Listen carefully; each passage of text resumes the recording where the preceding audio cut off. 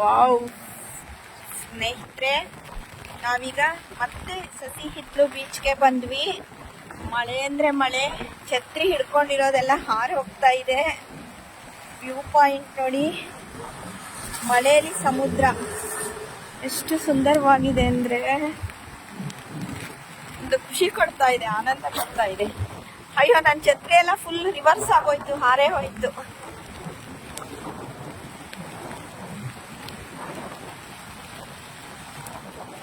ಸಮುದ್ರ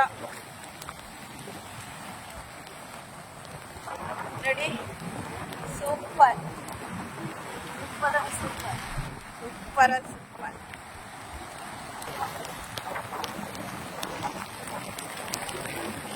ಪೂರ್ತಿ ನೆಂದು ಹೋಗಿದ್ದೀವಿ. ನಾನು ಸಮುದ್ರದ ಹತ್ರನೇ ಹೋಗ್ತಾ ಇದ್ದೀನಿ.